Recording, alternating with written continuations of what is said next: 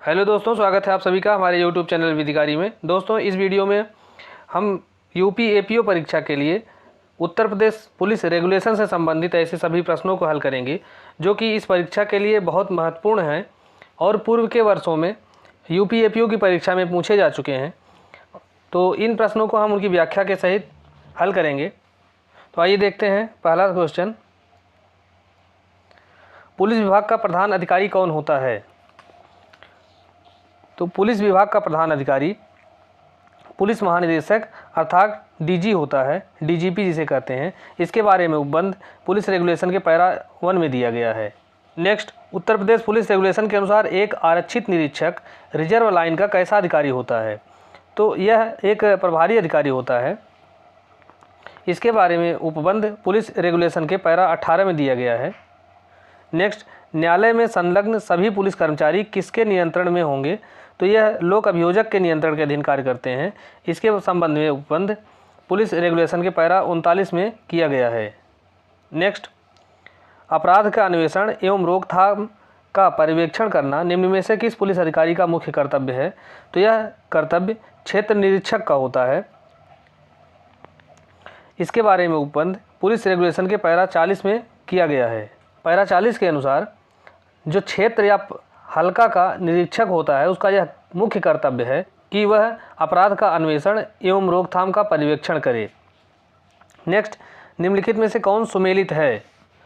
तो आयुक्त पैरा 5 में है, जिला मजिस्ट्रेट अर्थात डीएम पैरा 6 में, अपराध रजिस्टर के बारे में प्रावधान पैरा 16 में किया गया है। तो इस प्रकार से उपयुक्त सभी सुमेलित हैं। Next, Uttar Pradesh police regulation के अंतर्गत रिजर्व पुलिस लाइन का भार साधक अधिकारी कौन होता है? तो रिजर्व पुलिस लाइन का भार साधक अधिकारी या प्रभारी अधिकारी रिजर्व निरीक्षक होता है। इसके बारे में उपबंध पुलिस रेगुलेशन के पैरा 18 में किया गया है। नेक्स्ट, थाने के भार साधक अधिकारी के बारे में क्या सत्य है? तो थाने के भार साधक अधिकारी के बारे में इसके बारे में प्रावधान पैरा 43 में किया गया है। तो पैरा 43 के अनुसार यह एक उप निरीक्षक होता है। वह अपने प्रभार की सीमाओं के अंदर पुलिस प्रशासन का संचालन करता है। वह फोर्स की सभी शाखाओं के ऊपर प्राधिकार रखता है। तो इस प्रकार से ये सभी विकल्प सही हैं। नेक्स्ट, उत्तर प्रदेश पुलिस विनियम के अंतर्गत पुलिस चौकी का जो भार साधक अधिकारी है वो कौन होता है? तो पुलिस थाने का भार साधक अधिकारी वो एक उप निरीक्षक स्तर का अधिकारी होता है, लेकिन पुलिस चौकी का जो भार साधक अधिकारी होता है वो हेड कांस्टेबल होता है। इसके संबंध में प्रावधान पुलिस रेगुलेशन के पैरा 58 में किया गया है। नेक्स्ट, निम्न में कौन सुमेलित नहीं है? तो सशस्त्र पुलिस, इसके बारे में प्रावधान पुलिस रेगुलेशन के अध्याय 6 में किया गया है। घुड़सवार पुलिस के बारे में अध्याय 8 में प्रावधान है। ग्राम पुलिस के बारे में प्रावधान अध्याय 9 में है और अन्वेषण के बारे में प्रावधान अध्याय 11 में किया गया है, न कि 10 में। तो इस प्रकार से चौथा विकल्प सुमेलित नहीं है। नेक्स्ट, सशस्त्र पुलिस के मुख्य कर्तव्य उत्तर प्रदेश पुलिस रेगुलेशन के किस पैरा में वर्णित हैं? तो सशस्त्र पुलिस के जो कर्तव्य हैं वो पैरा 65 में बताया गया है। पैरा 65 के अनुसार सशस्त्र पुलिस खजाने, तहसीलों, हवालातों की रक्षा के लिए, तिजोरियों की, बंदियों की, सरकारी संपत्ति की रक्षा के लिए, हिंसा को दबाने के लिए, खतरनाक अपराधियों का पीछा करने के लिए, इन सब कार्यों के लिए इसका प्रयोग किया जाता है। नेक्स्ट, प्रत्येक जिले में सशस्त्र पुलिस को किस रूप में रखा गया है? तो सशस्त्र पुलिस को प्रत्येक जिले में आरक्षित रखा जाता है अर्थात रिजर्व रखा जाता है। इसके बारे में प्रावधान पैरा 73 के अंतर्गत किया गया है। जो पुलिस बल की शाखा होती है सशस्त्र पुलिस बल, यह डीआईजी के अधीन होती है। नेक्स्ट, सामान्य घुड़सवार पुलिस के कर्तव्य किस पैरा में नियत किए गए हैं? तो घुड़सवार पुलिस के जो कर्तव्य हैं उसको पैरा 79 में बताया गया है। तो घुड़सवार पुलिस के बारे में प्रावधान अध्याय 8 के अंतर्गत पैरा 79 से लेकर 88 तक में किया गया है। नेक्स्ट, ग्राम चौकीदार की नियुक्ति किसके द्वारा की जाती है? तो पुलिस रेगुलेशन की पैरा 96 के अनुसार ग्राम चौकीदार की नियुक्ति डीएम के द्वारा अर्थात जिला मजिस्ट्रेट के द्वारा की जाती है और पैरा 89 के अनुसार यह डीएम के प्रति ही उत्तरदायी होता है। पुलिस अधिनियम 1861 की धारा 47 के अनुसार ग्राम चौकीदार या ग्राम पुलिस जिसे कहते हैं पर डीएम का प्राधिकार होता है, लेकिन राज्य सरकार अगर चाहे तो एसपी को भी अधिकार दे सकती है कि वह ग्राम चौकीदार पर अपना अधिकार का प्रयोग करे। नेक्स्ट, संज्ञेय अपराध की प्रथम सूचना रिपोर्ट अंकित करने के नियम किस पैरा में उल्लिखित किए गए हैं? तो कोई संज्ञेय अपराध अगर होता है तो वो कैसे दर्ज किया जाएगा उसकी FIR, इसके बारे में प्रावधान पैरा 97 में दिया गया है। ऐसी रिपोर्ट जो होगी वो 3 प्रतियों में दर्ज की जाएगी। नेक्स्ट, FIR पुस्तिका में लिखने के तत्काल बाद इसका जो रिपोर्ट है उसका सार किस डायरी में तत्काल लिखना आवश्यक है? तो जो FIR का सार है वो GD में लिखा जाएगा, अर्थात जनरल डायरी में लिखा जाएगा। इसके बारे में प्रावधान पुलिस रेगुलेशन के पैरा 99 में दिया गया है।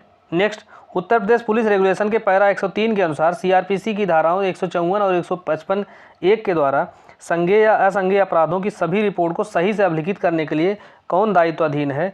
तो यह पुलिस थाने का भारसाधक अधिकारी इसके लिए उत्तरदायी होता है। नेक्स्ट, केस डायरी के संबंध में निम्नलिखित में से कौन सा कथन सही नहीं है? तो विवेचना अधिकारी को केस डायरी में स्थान व समय अभिलिखित करना चाहिए। जब और जहां उसे सूचना प्राप्त हुई है जिस पर वह कार्य कर रहा है, सही है, इसको केस डायरी में लिखा जाना चाहिए। जब और जहां उसने अन्वेषण प्रारंभ किया, ये भी लिखा जाता है। जब और जहां उसने अन्वेषण बंद किया, ये भी लिखा जाता है। जब और जहां पुलिस अधीक्षक ने अन्वेषण की प्रगति से संबंधित जानकारी के लिए उसे तलब किया, तो ये सही नहीं है। नेक्स्ट, अन्वेषण अधिकारी का मुख्य कर्तव्य क्या है? तो पुलिस रेगुलेशन के पैरा 107 के अनुसार अन्वेषण अधिकारी का मुख्य कर्तव्य है घटना का निरीक्षण और आकलन करना और सत्य की खोज करना। इस प्रकार से उपयुक्त तो दोनों उसका कर्तव्य हैं। नेक्स्ट, जिन व्यक्तियों से पुलिस द्वारा जांच की गई हो उन्हें आवश्यक रूप से परेशान अथवा तंग या अवरुद्ध नहीं किया जाना चाहिए। तो यह प्रावधान उत्तर प्रदेश पुलिस विनियम के किस पैरा में उल्लिखित किया गया है? तो यह प्रावधान उत्तर प्रदेश पुलिस रेगुलेशन के पैरा 112 में उल्लिखित है। पैरा 114 के अनुसार घटनास्थल का नक्शा या नजरी बनाना। पैरा 125 में के अंतर्गत पुलिस अधीक्षक अर्थात SP के द्वारा अन्वेषण किया जाता है। और पैरा 121 में रिमांड के संबंध में प्रावधान किया गया है। नेक्स्ट, डकैती के मामले में संस्वीकृति को किस मजिस्ट्रेट द्वारा अभिलिखित किया जाना चाहिए? तो यह DM अर्थात जिला मजिस्ट्रेट के द्वारा अभिलिखित किया जाना चाहिए। इसके बारे में प्रावधान पुलिस रेगुलेशन के पैरा 120 में किया गया है।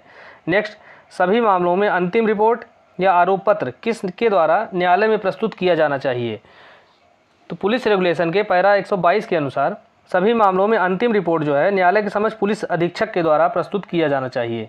नेक्स्ट, मृत्यु समीक्षा एवं मरणोत्तर शव परीक्षा से संबंधित अध्याय कौन सा है?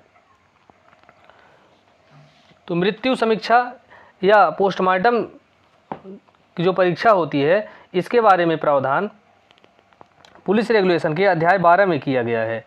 तो अध्याय 12 के अंतर्गत पैरा 129 से लेके 146 तक में यह प्रावधान किया गया है। अध्याय 11 में अन्वेषण के बारे में व्यवस्था की गई है। अध्याय 22 के अंतर्गत गोपनीय दस्तावेज और अध्याय 20 के अंतर्गत बुरे चरित्र वालों व्यक्तियों का पंजीकरण या उनकी निगरानी के संबंध में प्रावधान किया गया है। नेक्स्ट, पंचनामा भरने का अधिकार किस पुलिस अधिकारी को है? पुलिस रेगुलेशन के पैरा 131 तथा CRPC की धारा 174 के अंतर्गत पंचनामा से संबंधित प्रावधान किया गया है। तो पुलिस रेगुलेशन की पैरा 131 के अनुसार पंचनामा भरने का अधिकार सभी उप निरीक्षक को है और पुलिस अधीक्षक के द्वारा इस निमित्त चयनित सभी कांस्टेबल को है। इस प्रकार से उपयुक्त दोनों सही है। नेक्स्ट, निम्नलिखित में से कौन सही सुमेलित नहीं है? पहला है शव को पोस्टमार्टम के लिए भेजना। ये पैरा 134 में इसके बारे में प्रावधान है। मृत शरीर को भेजने का स्थान 137 में दिया गया है। तो पैरा 137 के अनुसार मृत शरीर को मुख्यालय पर भेजा जाता है। तीसरा है किसी स्त्री पुरुष की चिकित्सीय परीक्षण की प्रक्रिया, इस पैरा 146 में दिया गया है। और पुलिस अधीक्षक द्वारा वारंट के बिना गिरफ्तारी की प्रक्रिया, ये 148 में नहीं है बल्कि 147 में दिया गया है। इस प्रकार से चौथा विकल्प सुमेलित नहीं है। नेक्स्ट, उत्तर प्रदेश पुलिस विनियम के किस पैरा में पंचनामा, शव परीक्षण और घायल व्यक्तियों के उपचार के संबंध में प्रावधान किया गया है? तो इसके बारे में जो प्रावधान है वो पैरा 129 से लेकर 146 तक में दिया गया है, अर्थात अध्याय 12 के अंतर्गत। पैरा 147 से लेकर 164 तक गिरफ्तारी और जमानत के बारे में प्रावधान किया गया है। और पैरा 104 से लेकर 128 के अंतर्गत अर्थात अध्याय 11 में अन्वेषण के बारे में प्रावधान किया गया है। नेक्स्ट, उत्तर प्रदेश पुलिस विनियम का कौन सा पैरा मृत्यु उपरांत परीक्षण अर्थात पोस्टमार्टम से संबंधित है? तो ये पोस्टमार्टम से संबंधित पैरा 139 है। नेक्स्ट, लोकसभा विधानसभा के सदस्यों की गिरफ्तारी की प्रक्रिया उत्तर प्रदेश पुलिस विनियम के किस पैरा में वर्णित है? तो यह प्रक्रिया पैरा 147 के अंतर्गत वर्णित की गई है। इसके अनुसार जब कि लोकसभा, विधानसभा या विधान परिषद या राज्यसभा के किसी सदस्यों को गिरफ्तार किया जाता है तो ऐसी गिरफ्तारी की स्थिति में उस सदन के सभापति या अध्यक्ष को इसकी सूचना दी जाएगी। पैरा 149 के अंतर्गत रेल कर्मचारी की गिरफ्तारी के संबंध में प्रावधान किया गया है। पैरा 164 के अंतर्गत किशोर अपराधियों की गिरफ्तारी के संबंध में उनके साथ कैसा व्यवहार किया जाए इसके बारे में प्रावधान किया गया है। पैरा 151 के अंतर्गत प्राइवेट व्यक्ति के द्वारा गिरफ्तारी के संबंध में प्रावधान किया गया है। तो प्राइवेट व्यक्ति के द्वारा गिरफ्तारी CRPC की धारा 43 के अंतर्गत भी की जाती है। नेक्स्ट, अवयस्क लड़कियों को पुलिस अभिरक्षा में नहीं रखा जाना चाहिए, यह उपबंध किस पैरा में वर्णित है? तो इसके बारे में प्रावधान पुलिस रेगुलेशन के पैरा 162 के अंतर्गत किया गया है। नेक्स्ट, पुलिस द्वारा कब्जे में ली गई संपत्ति के निपटारे को शासित करने वाले नियम किस पैरा में उल्लिखित हैं? तो यह पैरा 165 के अंतर्गत उल्लिखित हैं। पैरा 165 के अनुसार जबकि कोई संपत्ति पुलिस अधिकारी के द्वारा अपने कब्जे में ली जाती है तो उसको GD में अर्थात जनरल डायरी में लेखबद्ध करना हुआ आवश्यक होता है और उसकी सूचना मजिस्ट्रेट को दी जाती है। Next, Uttar Pradesh police regulation के पैरा 169 के अंतर्गत लोक अभियोजक का यह कर्तव्य है कि वह ऐसे सभी मामले मजिस्ट्रेट के संज्ञान में लाए जिनमें अदावाकृत संपत्ति मालखाने में 6 माह से अधिक समय से रखी हुई है। नेक्स्ट, निर्वसीयत मर रहे व्यक्ति की संपत्ति का निस्तारण किस पैरा के अंतर्गत किया जाता है? तो यह पैरा 172 के अंतर्गत इसका निस्तारण किया जाता है। और जब कोई व्यक्ति निर्वसीयत मर जाए ऐसी स्थिति में लोक अभियोजक के द्वारा इस संपत्ति के बारे में जो सूचना है वो मजिस्ट्रेट को दी जाएगी। नेक्स्ट, किसी पुलिस थाने में जमा आयुधों को कितने दिन में आयुध स्वामी ने यदि आयुध की अनुज्ञप्ति प्राप्त नहीं किया तो उसे जिला मजिस्ट्रेट या पुलिस अधीक्षक के माल खाने को भेज दिया जाएगा। तो पैरा 173 के अनुसार यदि 15 दिन के अंतर्गत उस आयुध का लाइसेंस न लिया गया तब उसे DM या SP के मालखाने को भेज दिया जाता है। नेक्स्ट, जिला मजिस्ट्रेट के मालखाने में रखे आयुधों की अभिरक्षा का दायित्व किस पर होता है? तो DM के मालखाने में अगर कोई आयुध रखा जाता है तो इसकी अभिरक्षा का जो दायित्व होता है वो नाजिर पर होता है। इसके बारे में प्रावधान पैरा 173 में दिया गया है। नेक्स्ट, पुलिस अधीक्षक के मालखाने में रखे गए आयुधों के लिए कौन जिम्मेदार होता है? तो DM के मालखाने में यदि कोई आयुध रखा जाता है तो उसका उत्तरदायित्व नाजिर पर होता है और SP के मालखाने में अगर कोई आयुध रखा जाता है तो उसका उत्तरदायित्व लोक अभियोजक का होता है। नेक्स्ट, उत्तर प्रदेश पुलिस विनियम के अध्याय 15 में निम्न में से कौन से अपराध विशेष अपराध माने जाते हैं? तो विशेष अपराध के बारे में प्रावधान अध्याय 15 में दिया गया है। इसके अंतर्गत डकैती, लूट, गिरोह लूट, व्यवसायीकरण, पशुओं को विष देना, गोवंशों की चोरी, ये सभी आते हैं। नेक्स्ट, अपराधी जनजातियां, विदेशी तथा आवारागर्द के संबंध में उत्तर प्रदेश पुलिस विनियम के किस अध्याय व पैरा में उल्लेख किया गया है? तो आवारागर्द या खानाबदोश जो आपराधिक प्रवृत्ति की जनजातियां हैं उनके बारे में प्रावधान अध्याय 16 के अंतर्गत पैरा 186 से 189 में प्रावधान किया गया है। नेक्स्ट, सड़क पर गश्त लगाने के नियम किस पैरा में उल्लिखित किए गए हैं? तो सड़कों पर गश्त लगाना व नाकाबंदी के संबंध में प्रावधान पुलिस रेगुलेशन के अध्याय 17 के अंतर्गत पैरा 190 से 195 में दिया गया है और गश्त लगाने के बारे में जो नियम है वो पैरा 190 में दिया गया है। नेक्स्ट, गश्त लगाने में कौन सी पद्धति अपनाई जाएगी?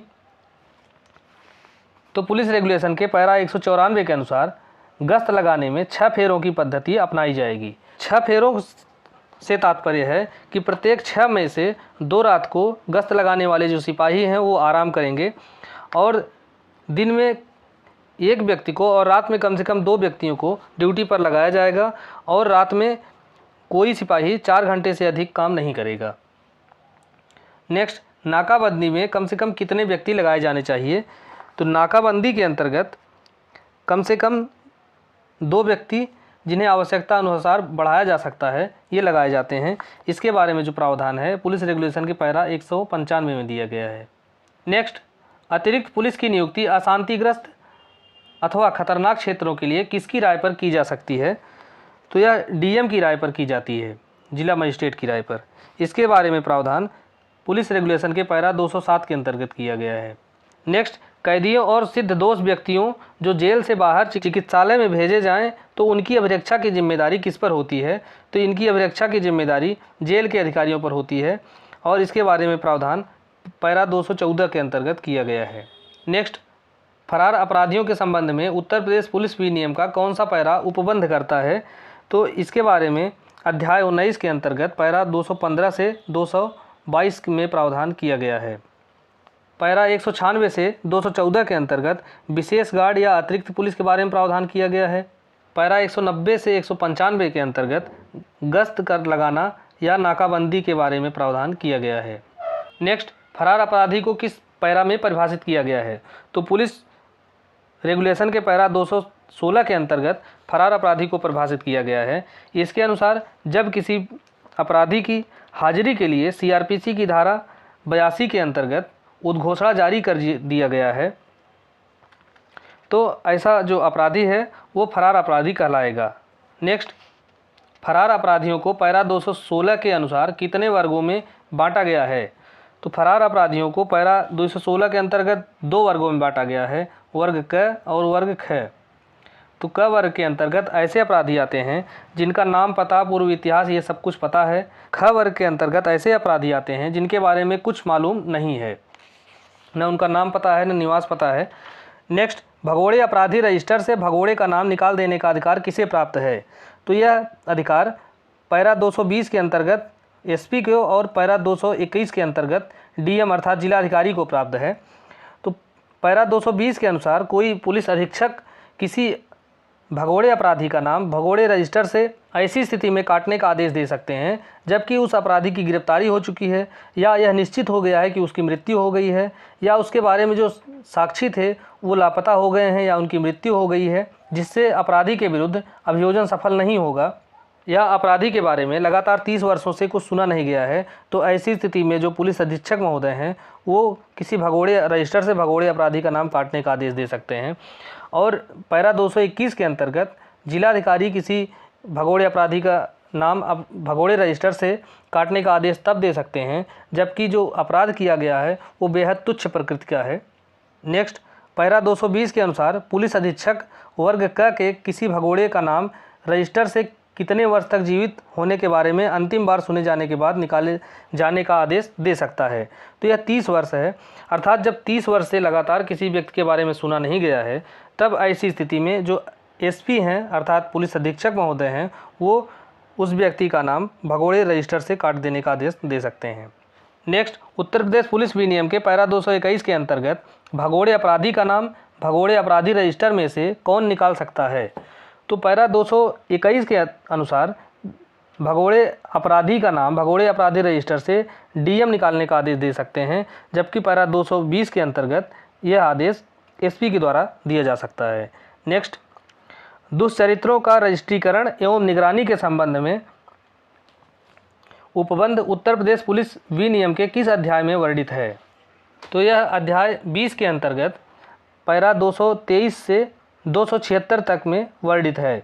नेक्स्ट, निम्नलिखित में से कौन सुमेलित नहीं है? तो ग्राम अपराध पुस्तिका, इसके बारे में प्रावधान पैरा 223 में दिया गया है। हिस्ट्री सीट के बारे में प्रावधान पैरा 228 में दिया गया है।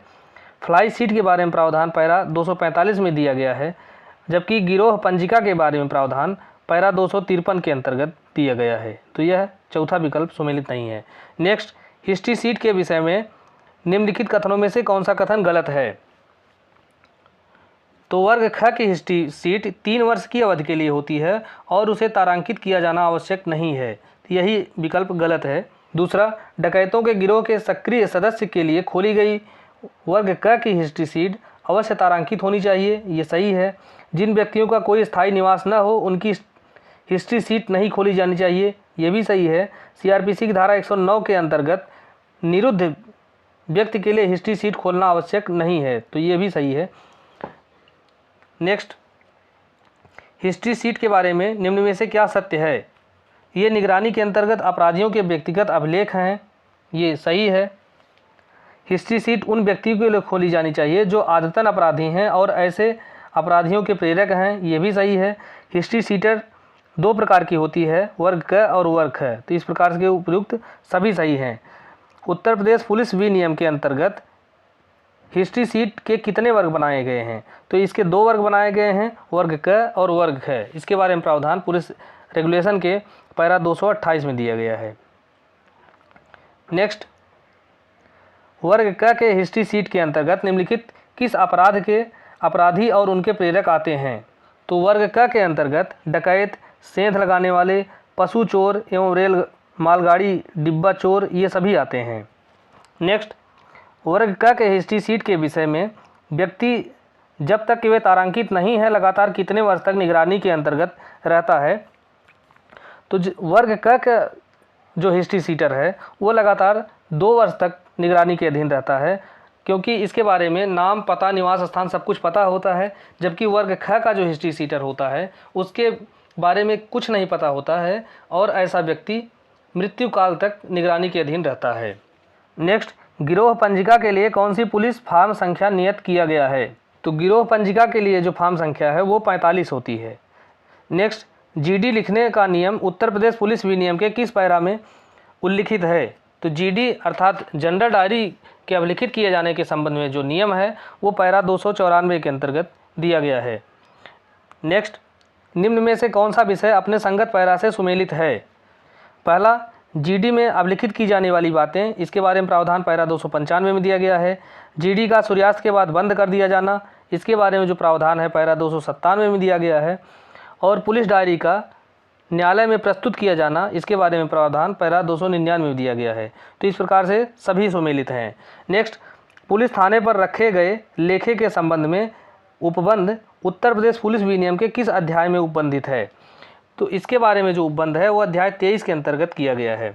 नेक्स्ट, जन्म एवं मृत्यु की सूचना देना चौकीदार का कर्तव्य है, यह किस पैरा में उपबंधित है? तो इसके बारे में प्रावधान पैरा 322 में दिया गया है। नेक्स्ट, अकाल के समय पुलिस अधिकारियों के मार्गदर्शन के लिए निर्देश उत्तर प्रदेश पुलिस विनियम के किस अध्याय में दिए गए हैं? तो ऐसा जो दिशा निर्देश है वो अध्याय 26 के अंतर्गत पैरा 328 से 337 में दिया गया है। नेक्स्ट, निम्नलिखित में से कौन सा विषय संगत पैरा से सुमेलित है? तो पहला है भगोड़ा सैनिक के मामले में कार्यवाही, ये पैरा 340 के अंतर्गत की जाती है। सार्वजनिक रूप से जुआ खेलने का प्रतिषेध, ये पैरा 351 के अंतर्गत प्रावधानित है। और गड़े खजाने के संबंध में नियम, यह पैरा 356 में दिया गया है। तो इस प्रकार से सभी सुमेलित हैं। नेक्स्ट, यातायात पुलिस से संबंधित नियम उत्तर प्रदेश पुलिस विनियम के किस पैरा में उपबंधित है? तो यह पैरा 369 के अंतर्गत उपबंधित है। नेक्स्ट, निम्न में से कौन सा विषय संगत पैरा से सुमेलित है? पहला है पुलिस अधिकारियों द्वारा जनता की संपत्तियों से अनावश्यक हस्तक्षेप न किया जाना, ये पैरा 373 में है, सही है। पुलिस बल के सदस्यों द्वारा कर्तव्य पालन के दौरान नशीले पदार्थ का सेवन वर्जित है, इसके बारे में जो प्रावधान है पैरा 373 का में दिया गया है। सरकारी सेवकों के व्यक्तिगत मामलों में प्रतिबंध, ये पैरा 371 के अंतर्गत लगाया जाता है। इस प्रकार से उपयुक्त सभी सुमेलित हैं। नेक्स्ट, अवर अधिकारी के पद पर प्रोन्नति के लिए आरक्षकों के प्रशिक्षण के प्रयोजन हेतु पुलिस प्रशिक्षण विद्यालय कहाँ पर स्थित है? तो ऐसा विद्यालय सीतापुर में स्थित है। नेक्स्ट, सैनिक पुलिस निकाय की निम्न में से कौन सी शाखाएं अनुमन्य हैं? सैनिक पुलिस की वायरलेस शाखा, अश्रु गैस शाखा, मोटर परिवहन शाखा, इस प्रकार से ये सभी शाखाएं मान्य हैं। नेक्स्ट, पुलिस बल के निकाय में निम्नलिखित में से कौन सा शामिल है? तो पुलिस बल के अंतर्गत प्रांतीय पुलिस, सिविल पुलिस, सशस्त्र व घुड़सवार पुलिस, सरकारी रेलवे पुलिस, गांव के चौकीदार, इस प्रकार से उपयुक्त सभी आते हैं। इसके संबंध में जो प्रावधान है पुलिस रेगुलेशन के पैरा 396 में किया गया है। नेक्स्ट, निम्नलिखित में से कौन पुलिस बल का राजपत्रित अधिकारी नहीं है? तो एसपी अर्थात अधीक्षक ये राजपत्रित अधिकारी होते हैं। आईजी या महानिरीक्षक ये भी राजपत्रित अधिकारी होते हैं। उप अधीक्षक या डिप्टी एसपी ये भी राजपत्रित अधिकारी होते हैं, लेकिन जो इंस्पेक्टर होता है अर्थात निरीक्षक होता है यह राजपत्रित अधिकारी नहीं है। इसके संबंध में प्रावधान पुलिस रेगुलेशन के पैरा 397 में दिया गया है। नेक्स्ट, निम्नलिखित पुलिस अधिकारियों एवं उनकी नियुक्ति की प्रक्रिया में कौन सुमेलित है? तो अधीक्षकों एवं उससे उच्च अधिकारियों की नियुक्ति राज्यपाल के द्वारा की जाती है। ये सही है क्योंकि इसके बारे में प्रावधान पुलिस रेगुलेशन के पैरा 399 में किया गया है। सहायक अधीक्षक की नियुक्ति प्रतियोगी परीक्षा एवं राज्यपाल की पुष्टि के द्वारा की जाती है। ये भी सही है क्योंकि इसके बारे में प्रावधान पैरा 400 में दिया गया है। और उप पुलिस अधीक्षक की नियुक्ति सीधी भर्ती एवं पदोन्नति द्वारा की जाती है। इसके बारे में प्रावधान पैरा 401 में किया गया है। इस प्रकार से उपयुक्त सभी सही है। नेक्स्ट, रिजर्व निरीक्षक की नियुक्तियाँ किसके द्वारा की जाती हैं? तो रिजर्व निरीक्षक की नियुक्ति जो है उप महानिरीक्षक के द्वारा की जाती है। इसके संदर्भ में प्रावधान पैरा 403 में दिया गया है। नेक्स्ट, सभी निरीक्षक कितने वर्ष की परिवीक्षा या प्रोबेशन पर नियुक्त किए जाते हैं? तो जो सभी निरीक्षक होते हैं अर्थात इंस्पेक्टर होते हैं वो 2 वर्ष की परिवीक्षा पर नियुक्त किए जाते हैं। नेक्स्ट, पुलिस बल में भर्ती किए गए प्रत्येक व्यक्ति को दिया जाने वाला नियुक्ति प्रमाण पत्र की फॉर्म संख्या निम्नलिखित में से क्या है? तो नियुक्ति प्रमाण पत्र की जो फॉर्म संख्या है वो 25 होती है, जबकि पदमुक्ति का जो प्रमाण पत्र फॉर्म संख्या होती है वो 26 होती है। इसके संबंध में प्रावधान पुलिस रेगुलेशन के पैरा 423 में दिया गया है। नेक्स्ट, निम्नलिखित में से कौन सा संगत पैरा से सुमेलित नहीं है? तो राजपत्रित पदों में पदोन्नति ये पैरा 428 में दिया गया है। ज्येष्ठता क्रम अवधारण समिति ये पैरा 438 में बताया गया है। सापेक्ष ज्येष्ठता का निर्धारण ये पैरा 448 क में बताया गया है। और वाई कैडेट के बारे में जो प्रावधान है वो पैरा 458 में नहीं है बल्कि 457 में किया गया है। नेक्स्ट, निम्नलिखित में से कौन सा अध्याय सही विषय से सुमेलित नहीं है? पहला, पदोन्नतियाँ अर्थात प्रमोशन अध्याय 30 में है। इनाम अध्याय 31 में है। विभागीय दंड के बारे में प्रावधान अध्याय 32 में किया गया है, जबकि उप निरीक्षकों का जो प्रशिक्षण है वो अध्याय 33 में नहीं बल्कि अध्याय 36 के अंतर्गत किया जाता है। नेक्स्ट, उत्तर प्रदेश पुलिस विनियम के अंतर्गत कुल कितने प्रकार के पुरस्कारों का उल्लेख किया गया है? पैरा 464 के अनुसार कुल 4 प्रकार के पुरस्कार दिए जाते हैं। नेक्स्ट, उत्तर प्रदेश पुलिस विनियम के पैरा 475 के अनुसार अच्छे कार्य की एक पट्टी पुरस्कार स्वरूप निम्न में से किसे प्रदान किया जाता है? तो जो अच्छे कार्य की जो एक पट्टी होती है यह पुरस्कार स्वरूप ए श्रेणी का भत्ता पाने वाले अनपढ़ आरक्षक को प्रदान की जाती है। नेक्स्ट, पुलिस अधिनियम की धारा 2 के अंतर्गत नियुक्त किए गए सभी पुलिस अधिकारीगण निम्नलिखित किन विभागीय दंडों के दायित्वाधीन हैं? से बर्खास्त किया जाना, पदावनति अर्थात डिमोशन किया जाना, पदोन्नति को से रोका जाना, इस प्रकार से इन सभी दंडों के अधीन होते हैं। इसके संबंध में जो उपबंध है वो पुलिस रेगुलेशन के पैरा 478 के अंतर्गत किया गया है। नेक्स्ट, निम्नलिखित में से कौन सा दंड संगत पैरा से सुमेलित नहीं है? पहला, डांट फटकार 480 के अंतर्गत, बर्खास्तगी पैरा 481 के अंतर्गत और डिमोशन अर्थात पदावनति 482 के अंतर्गत की जाती है। में से सभी सुमेलित हैं। नेक्स्ट, बर्खास्तगी के संबंध में निम्नलिखित में से कौन सा कथन सत्य है?